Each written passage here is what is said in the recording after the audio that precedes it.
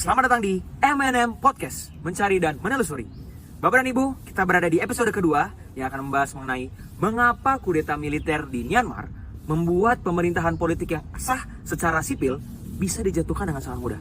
Pada kesempatan ini, saya akan mengundang Bapak Marvelius Sobodianto. Beliau adalah seorang researcher yang sudah pengalaman selama puluhan tahun meneliti tentang Tatmadaw, Angkatan Darat di Myanmar dan kenapa sangat kuat. Selama berapa lama? Langsung saja, silakan. Selamat siang, Bapak Marvel. Terima kasih sudah bergabung. Kita sudah kedua kali ya, Pak ya? Sudah dua kali, ini episode kedua. Episode kedua. Kemarin kita take di Fakultas Ilmu Sosial dan Politik di UI. Sekarang kita lagi Taman Mataram di Blok M. Mataram, Blok M. Jadi tempatnya juga sangat strategis, Pak Marvel ya? Iya, betul. Untuk membahas mengenai isu yang sangat hot dan menurut saya itu sangat unik ya. Karena Myanmar ini menjadi salah satu negara di ASEAN yang kekuatan militernya itu melebihi kekuatan politik secara demokratis.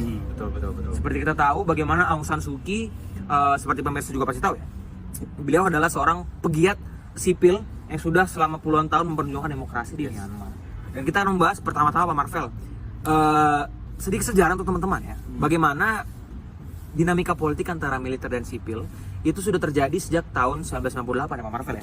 Sejak pertama kali Myanmar pada saat itu memutuskan untuk mengalami perubahan terbaru menuju demokratisasi. Dan salah satu yang menurut saya sangat menarik Pak Marvel ya, bagaimana partai Burmese partai di sana, BPP, partai terkuat mereka itu mempunyai kekuatan yang sangat kuat. Sehingga tidak ada oposisi sama sekali, menolakkan oposisi seperti yang terjadi di negara kita seperti sekarang gitu ya.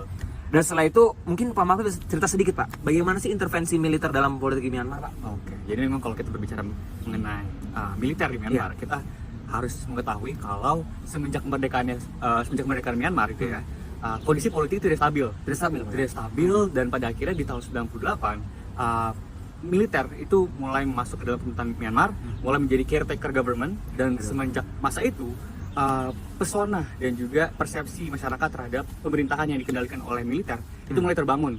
Dan oleh karena itu akhirnya di tahun 1998 Jenderal Ne Win itu melakukan kudeta terhadap pemerintahan sipil di Myanmar dan pada akhirnya menguasai berpolitik Myanmar sampai 1988. Di mana ketika 1988 terjadi demonstrasi besar-besaran terhadap pemerintahan militer ini, dan Jenderal Ne Win mengundurkan diri sebagai penguasa tunggal di Myanmar. Tapi tidak sampai situ, semenjak Ne Win mengundurkan diri jadi penguasa di Myanmar, bukan berarti Tatmadaw ataupun militer di Myanmar itu hilang begitu saja kekuatan politiknya. Justru digantikan oleh suatu lembaga namanya SLORC atau State Law and Order Restoration Council. Pada sederhana ini adalah Tatmadaw yang ingin kembali menguasai pemerintahan Myanmar gitu. Dan akhirnya SLORC ini berhasil gitu menguasai pemerintahan Myanmar hingga tahun 2011, di mana terjadi transisi menuju pemerintahan yang sipil, pemerintahan yang demokratis. Nah, tapi memang sudah terjadi nih transisinya, tapi peran ataupun pengaruh Tatmadaw di dalam perpolitikan Myanmar masih sangat besar.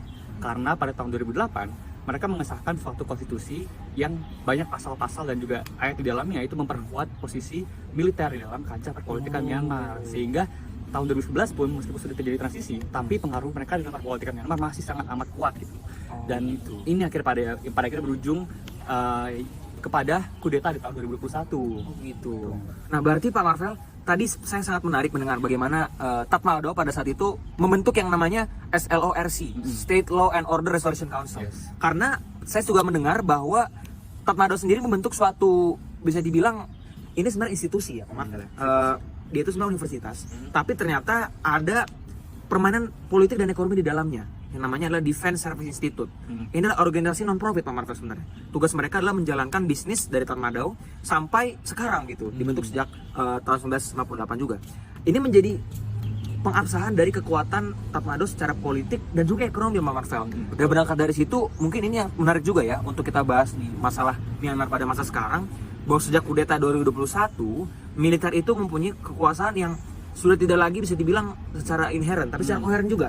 Maksud saya di sini adalah seperti di Pak Marvel ceritakan, sejak bahkan zaman Jenderal Ne Win sampai kemudian bagaimana pemerintahan Myanmar juga terkonsolidasi gitu ya, karena ada konkordansi yang bisa dibilang sangat tidak etis gitu Pak Marvel. Pemerintahan yang terpilih secara demokratis bisa diturunkan begitu saja dengan kudeta militer. Dengan semudah itu ya? Dengan semudah itu.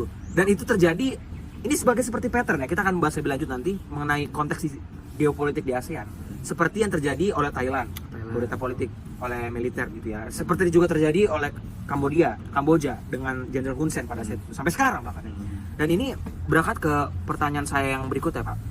Bagaimana militer itu melakukan kudeta yang terabsahkan secara politik gitu, Pak? Apakah dalam konstitusi misalnya ada peraturan yang mengabsahkan kapan saja militer mau merasa Myanmar pemerintahannya secara politis tidak sah, bisa langsung dikudeta? Bagaimana, Pak? Sebenarnya kenapa kudeta itu sangat amat mudah untuk dilakukan di Myanmar pada konteks ini? Ya karena semenjak mereka berkuasa, Tatmadaw berkuasa, dan ketika transisi menuju sipil terjadi, mereka tidak serta-merta melepas kekuasaannya begitu saja. Tadi seperti disinggung, melalui konstitusi 2008, mereka masih tetap bisa mempertahankan kekuasaan politiknya. Gitu. Makanya mereka sangat mudah untuk tidak menerima hasil pemilu di tahun 2020 kemarin. Mereka menolak dan akhirnya melakukan kudeta. Hal itu mampu terjadi ya karena pemerintahan di Myanmar belum bisa terinstitusionalisasi dengan baik, demokratisasi belum berjalan dengan baik, dan belum bisa terimplementasikan secara formal gitu, melalui konstitusi yang mampu membatasi kekuasaan militer gitu di Myanmar. Nah, pada akhirnya tanpa ada pembatasan yang baik, tanpa ada institusionalisasi demokrasi yang baik di Myanmar, pada akhirnya itu yang membuat militer sangat mudah untuk membalikan kekuasaan kepada tangan militer, seperti yang terjadi di tahun 2021 kemarin yang dipimpin oleh Jenderal Min Aung Hlaing. Nah, Pak Marvel, berangkat dari situ berarti bisa kita simpulkan bahwa kenapa militer itu bisa melakukan kudeta dengan sangat mudah, karena konsolidasi kekuasaan yang mereka lakukan walaupun sudah ada pemerintahan terpilih secara demokratis, itu bisa sangat mudah karena mungkin Bapak koreksi kalau saya salah ya, Aung San Suu Kyi dia itu jabatannya setahu saya bukan sebagai presiden ya Pak, sebagai state councilor. Nah, posisi itu teman-teman pemirsa juga ya, menurut saya menjadi penyebab bahwa militer mengizinkan ada pemimpin yang terpilih secara demokratis, tapi keabsahan kewenangan kekuasaannya tidak sebesar yang kita harapkan dalam negara-negara demokratis seperti contohnya Indonesia, teman-teman ya. Gitu. Udah berangkat dari situ Pak Marvel, bagaimana junta militer ini justru menyebabkan perang saudara. Kita kan mengharapkan sebenarnya kalau ada demokratisasi, masyarakat sipil bisa bergerak lebih kuat ya. Tapi yang terjadi sekarang adalah junta militer yang menyebabkan perang saudara. Mungkin bisa Bapak ceritakan sedikit, Pak? Iya, betul lah. Selepas kudeta yang di tahun 2021 ya, para jajaran dan petinggi-petinggi partai NLD atau partai Aung San Suu Kyi yang diasingkan ke luar negeri itu membentuk suatu pemerintahan pengasingan yang dinamai NUG. Nah, pemerintahan pengasingan ini pada akhirnya mendeklarasikan perang terhadap junta militer di Myanmar, dan mereka membentuk angkatan bersenjata sendiri atau People Defense Force (PDF). Dan akhirnya PDF ini yang disuplai oleh NUG yang akhirnya mendeklarasikan perang ke junta militer dan akhirnya menyebabkan perang saudara di Myanmar yang pada saat sampai detik ini belum terselesaikan, itu masih berlanjut dan bahkan sudah memakan korban jiwa hingga ribuan orang di Myanmar. Dan mungkin berangkat dari situ Pak, dengan kondisi terkini Bapak jelaskan tadi bagaimana belum ada penyelesaian yang secara menyelesaikan secara baik gitu ya, dan mulai memberikan kekuasaan yang semakin lebih tidak terkonsolidasikan lagi kepada militer. Menurut Bapak sendiri, apakah kekuatan sipil itu bisa pada akhirnya melemahkan keabsahan kekuasaan dari Tatmadaw sendiri, Pak? Mengingat mereka itu tidak semerta-merta dapat digulingkan dengan mudah. Apakah mungkin ya demonstrasi yang dilakukan secara massal seperti yang terjadi mungkin di zaman Arab Spring di 2011 di negara-negara Arab itu mungkin saja terjadi, Pak?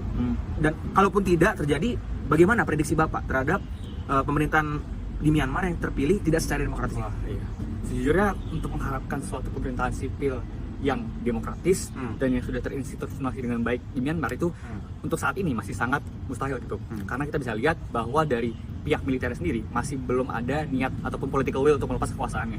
Nah, mungkin kalau kita bandingkan dengan kondisi Indonesia tahun 98 kemarin, kita mampu melakukan reformasi karena dari pihak pemerintahan juga dari pihak Soeharto itu merelakan kekuasaan mereka untuk digulingkan dalam tanda kutip digulingkan oleh pemerintahan demokratis. Maksudnya ada political will sendiri dari pihak Tatmadaw, dari pihak militer gitu dalam konteks ini, dan pada akhirnya itu yang mengakibatkan pemerintahan demokratis untuk bisa bergulir dan akhirnya bisa mengkonsolidasikan dirinya dengan baik gitu. Nah, tanpa ada suatu political will di dalam pihak militer itu, maka mungkin agak mustahil dan agak sulit dan malah hanya akan memperpanjang perang saudara gitu.